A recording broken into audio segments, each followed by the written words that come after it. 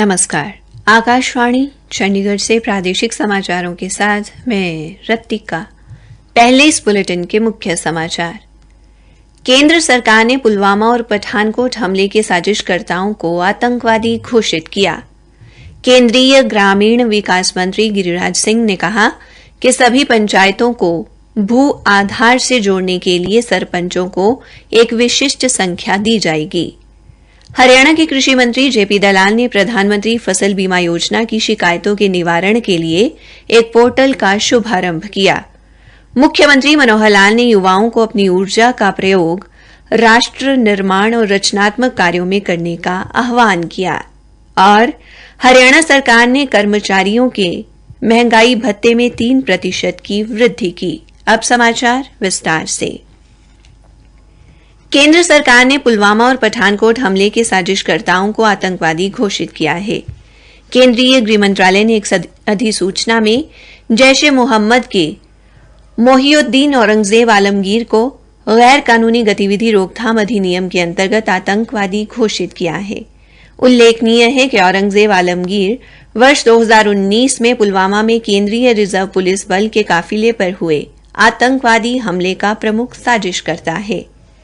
एक अन्य अधिसूचना में गृह मंत्रालय ने जैश-ए-मोहम्मद के संचालन कमांडर अली काशिफ जान उर्फ जान अली काशिफ को भी आतंकवादी घोषित किया है, जो पठानकोट एयरफोर्स स्टेशन आतंकी हमले में मुख्य रूप से शामिल था।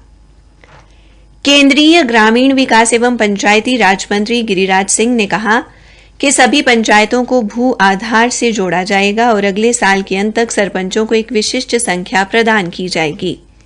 नई दिल्ली में पंचायती राज के प्रतिष्ठित सप्ताह के तहत सुशासन सम्मेलन को संबोधित करते हुए श्री गिरिराज सिंह ने कहा कि सरकार ने पहले ही स्वामित्व के लिए 29 राज्यों के साथ समझौते पर हस्ताक्षर किए हैं और शेष 13 राज्यों के साथ इस तरह के समझौते प्रक्रियाधीन हैं। उन्होंने कहा कि भू आधार पूरा होने पर लोग लाभान्वित होंगे। ये झूठे भूमि स्वामित्व के मुद्दों को कम करने में भी मदद करेगा। ग्रामीण विकास के लिए नीतियों पर जोर देते हुए मंत्री ने कहा कि योजना में सरपंचों को अपने गांव के समग्र विकास पर ध्यान देने की जरूरत है। हरियाणा के कृषि मंत्री जेपी दलाल ने आज प्रधानमंत्री फसल बीमा योजना की शिकायतों के निवारण के लिए पोर्टल का शुभारंभ किया। इस पोर्टल के तहत किसान अपनी शिकायत दर्ज करा सकते हैं। उन्होंने कहा कि शिकायत दर्ज होने के बाद उन्हें टिकट नंबर दिया जाएगा, जिससे वे अपनी शिकायत की ताज़ा स्थिति भी जान सकेंगे। कृषि मंत्री ने कहा कि हरियाणा देश के उन कुछ राज्यों में से एक है जहां बीमा कंपनियों ने कुल प्रीमियम से अधिक दावों का भुगतान किया है। प्रीमियम में किसान का हिस्सा था केंद्र व राज्य सरकार की सब्सिडी शामिल है। उन्होंने कहा कि विभाग डेटा एकत्रित करने की दिशा में आगे बढ़ रहा है और इसी कड़ी में आज मेरी फसल मेरा ब्यौरा में किसानों की शिकायतों के निवारण के लिए शिकायत निपटान मापदंड शुरू किया गया है। कृषि मंत्री ने कहा कि भविष्य में भी किसानों की सुविधा के लिए मेरी फसल मेरा ब्यौरा पोर्टल पर अन्य मापदंड अथवा कॉलम जोड़ने का काम किया जाएगा और उन्हें अन्य प्लेटफॉर्म से जोड़ने का प्रयास किया जाएगा ताकि किसानों को जल्दी फायदा मिल सके। प्रादेशिक समाचार आकाशवाणी चंडीगढ़ से प्रसारित किए जा रहे हैं। हरियाणा के मुख्यमंत्री मनोहर लाल ने आज अखंड भारत संदेश यात्रा को हरी झंडी दिखाकर रवाना किया। भारतीय मीडिया केंद्र द्वारा शुरू की गई इस यात्रा में हरियाणा के अलावा उत्तर प्रदेश, राजस्थान, दिल्ली और अंडमान निकोबार की 131 बेटियां शामिल हैं।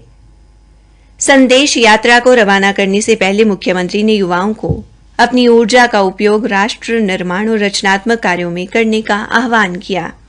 उन्होंने कहा कि अखंड भारत के लिए बेटियों द्वारा दिया जा रहा योगदान कभी भी भुलाया नहीं जा सकता। आजादी के अमृत महोत्सव के अवसर पर एक भारत श्रेष्ठ भारत योजना के तहत इस अखंड भारत संदेश यात्रा में शामिल बेटियों में राष्ट्रभक्ति के प्रति जोश का संचार करते हुए मुख्यमंत्री ने कहा कि ये यात्रा समाज में एकता का संदेश देने में कामयाब होगी। उन्होंने यात्रा में शामिल बेटियों को सफल जीवन की बधाई एवं शुभकामनाएं देते हुए कहा कि इस यात्रा का उनकी जिंदगी में सकारात्मक प्रभाव पड़ेगा। इस अवसर पर श्री मनोहर लाल ने इन बेटियों के लिए 5 लाख रुपए का सहयोग देने की घोषणा की।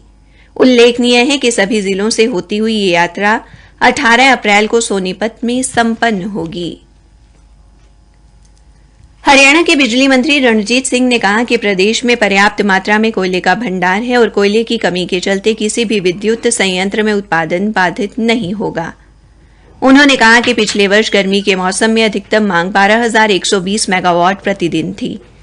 राष्ट्रीय राजधानी क्षेत्र में बढ़ते शहरीकरण व दिल्ली से उद्योगों के बाहर जाने से बिजली की मांग 1 से 1,500 मेगावाट प्रतिदिन तक बढ़ी है।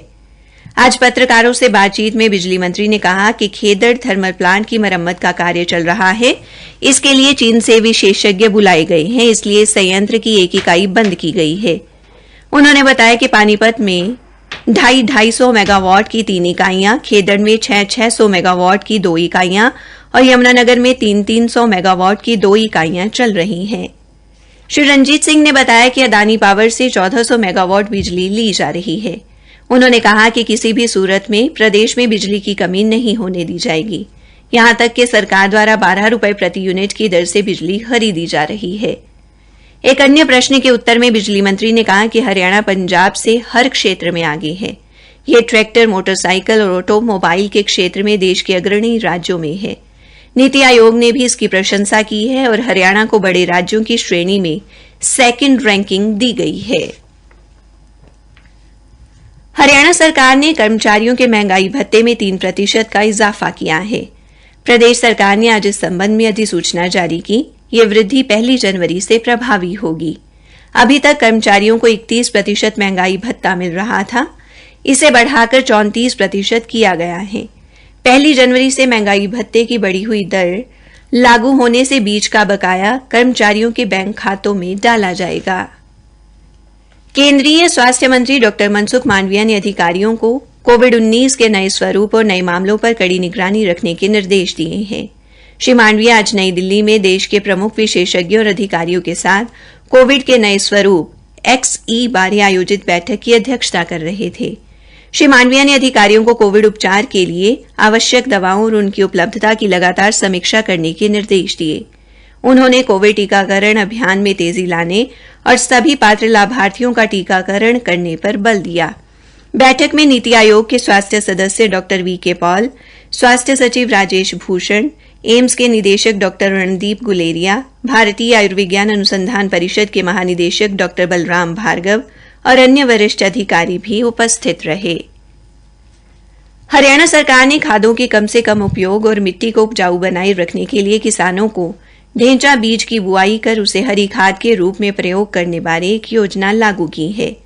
कृषि एवं किसान कल्याण विभाग के एक प्रवक्ता ने बताया कि अब किसान ढेंचा बीज की खरीद के लिए 25 अप्रैल तक विभाग की वेबसाइट एग्री हरियाणा पर आवेदन कर सकते हैं। इस योजना का लाभ लेने के लिए किसानों का मेरी फसल मेरा ब्यौरा पोर्टल पर पंजीकरण करवाना अनिवार्य होगा। हरियाणा में आज लगभग 1300 स्थानों पर 23,000 लोगों को कोविड रोधी टीका लगाया गया। इनमें 15 वर्ष से अधिक आयु के 20,000 लोग और 12 से 14 वर्ष के 3,000 बच्चे शामिल हैं। प्रदेश में अब तक लगभग 4,21,15,000 लोगों को कोविड रोधी टीका लगाया गया है। हरियाणा की विभिन्न मंडियों में गेहूं की खरीद निर्विघ्न जारी है। पंचकुला जिले में 3 मंडियों में 7,753 टन गेहूं की खरीद की जा चुकी है, जिसमें से 4,260 टन गेहूं का उठान भी किया जा चुका है। हिसार जिले में विभिन्न एजेंसियों द्वारा अब तक 46,885 टन गेहूं की खरीद की जा चुकी है।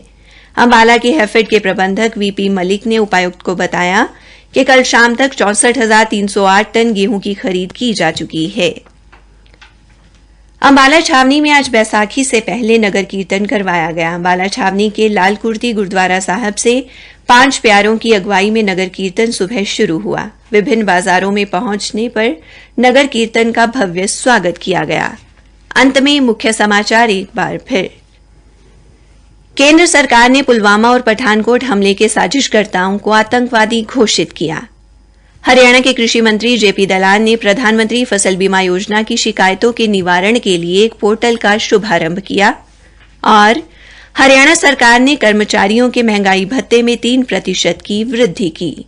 इसी के साथ प्रादेशिक समाचार समाप्त हुए।